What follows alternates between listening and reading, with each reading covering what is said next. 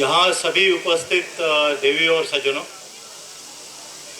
मैं colonel Arun पठाड़े Indian army से मैं कार्यरत हूँ और अभी नागपुर में पोस्टेड हूँ। मेरा गांव सिलगांव कारंजा तहसील डिस्ट्रिक्ट वर्धा है, जहाँ पे मेरा जन्म हुआ था। कक्षा पहली से ही मैं घर से बाहर हूँ।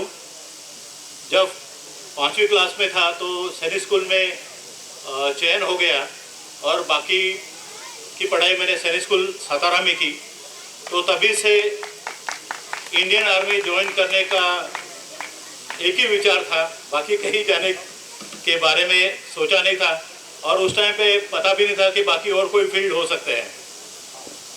तो आर्मी ज्वाइन किया और 1991 में इंडियन आर्मी के आर्टिलरी, आपने जिसको बड़ी तोप के नाम से भी संबोधित किया जाता है, तो बोफोर्स रेजिमेंट में कमीशन हुआ और अभी तक के 33 इयर्स के सर्विस में 5 बार जम्मू एंड कश्मीर, आसाम, अरुणाचल का सफ़र तय करके, जो अभी 1 साल पहले जब कारगिल में पोस्टेड था तब शायद हमारी जो MS ब्रांच जो पोस्टिंग करते हैं उन्होंने सोचा होगा कि ये अवसर जम्मू कश्मीर, अरुणाचल, आसाम, पंजाब, दिल्ली ऐसे जगह पे रहा है तो शायद एक आखिरी मौका उसको घर के पास भी जाने के लिए दिया जाना चाहिए। सो दैट्स हाउ अभी मैं नागपुर में पिछले 1 साल से कार्यरत हूँ।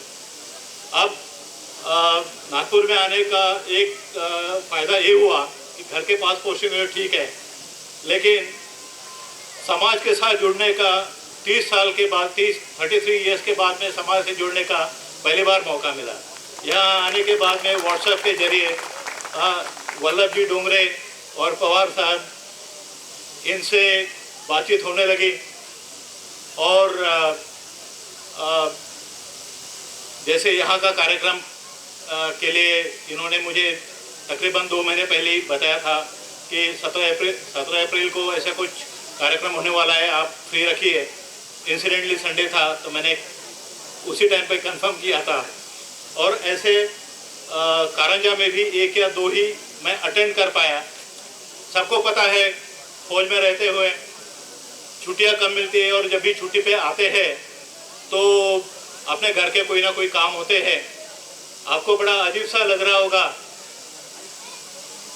कि अगर मैं बताऊं कि मुझे पता है यहाँ पे हमारे समाज के काफ़ी लोग हैं, लेकिन मैं मध्य प्रदेश में ये दूसरी बार आ रहा हूँ। इससे पहले 1985 में 15 खेड़ी में मेरी मौसेरी बहन की शादी हुई थी, तो उस बार पहले बार आया था और काफ़ी मैं अभी पराड़कर साहब से यही बात कर रहा था कि उसके काफ़ी चेंजेस हुए। तो एक ये अजीब सी बात है, दूसरी फौज में रहने की वजह से अभी तक मेरे बहुत सारे ऐसे क्लोज रिलेटिव है जो कहते हैं कि हमें पता ही नहीं कि गणेश राव जी पठाड़े का तीसरी भी संतान है। उनको बताना पड़ता है कि मैं पहले से बाहर था और उसके बाद में फौज के रहने की वजह से कभी कोई ऐसे फंक्शंस वगैरह अटेंड नहीं कर पा रहा। बट पिछले 1-1.5 साल से फिर मैंने सोचा कि जहाँ तक हो सके मैं कोशिश करूँगा। यहाँ पे जैसा कि मैंने अब फौजी हूँ तो उसके बारे में ज़्यादा बात करूँगा। मुझे बहुत खुशी हुई है कि इतने सारे भूतपूर्व सैनिक इस एरिया के हैं, तो आई एम श्योर कि तकरीबन इससे 5 या 10 गुना लोग अभी भी फौज में कार्यरत होंगे। तो हमारा जो इलाका है, मैं वहाँ पे भी काफ़ी मोटिवेट करने की कोशिश करता हूँ, लेकिन गर्व के साथ कहना चाहता हूँ कि मेरे एरिया से यहाँ के लोग फौज में ज़्यादा है।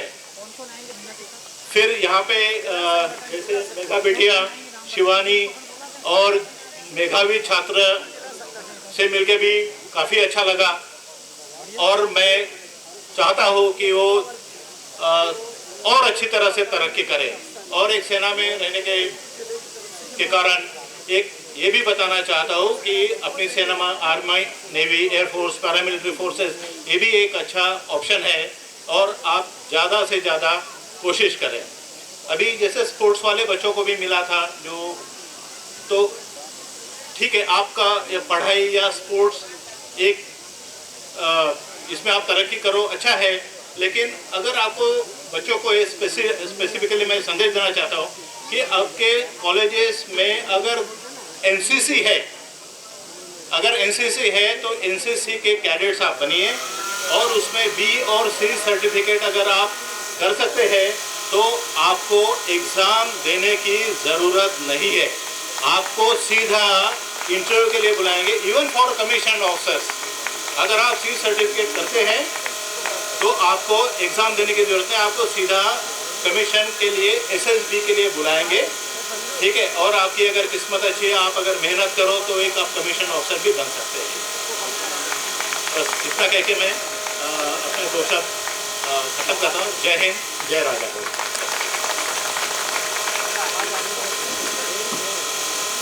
आदरणीय कर्नल साहब